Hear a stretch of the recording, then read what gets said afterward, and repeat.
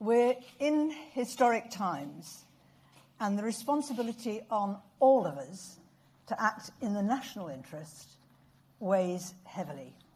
Yesterday, as the Prime Minister clouded her own proposal for leaving the European Union with yet more uncertainty, there was one shaft of clarity: the ruling from the European Court of Justice that the United Kingdom can still decide unilaterally to revoke Article 50 and stay in the EU on the same terms we now enjoy. Our fate remains in our own hands. I mean, it's very clear that the country, the business community, others are absolutely crying out for clarity and stability about where we go, and we've been plunged into a major constitutional crisis, in effect. Now, the evaporation of confidence in the government, its inability to make decisions, cancelling the vote yesterday was an extraordinary act of panic, running away.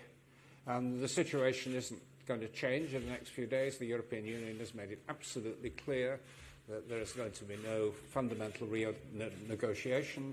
If something important was changed, Irish backstop, something else would have to change that would be very unfavourable to the UK.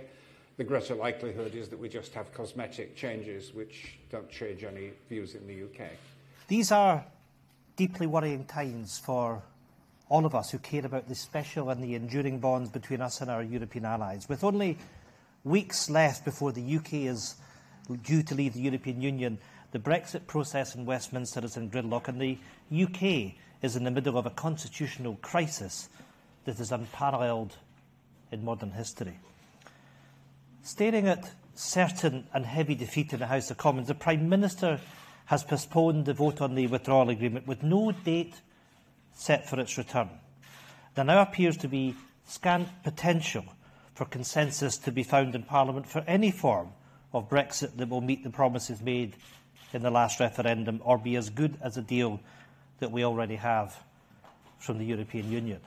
And what you are hearing, and I hope you have got these messages, it's now time for everybody to begin to plan for a people's vote. We've heard it's the job of the government to plan for a people's vote, the job of Her Majesty's opposition to plan for a people's vote, and of course the job of the EU as well to plan for our people's or public vote. You know what? I don't care what you call it, it's all about what it delivers that's most important.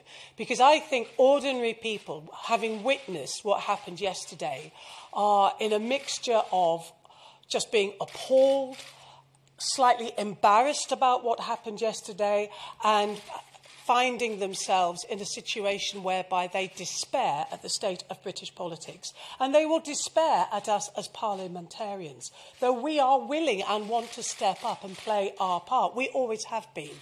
This is actually nothing new, and many of you as commentators will know that many of us have complained from the very outset that Parliament has always been excluded from the Brexit process.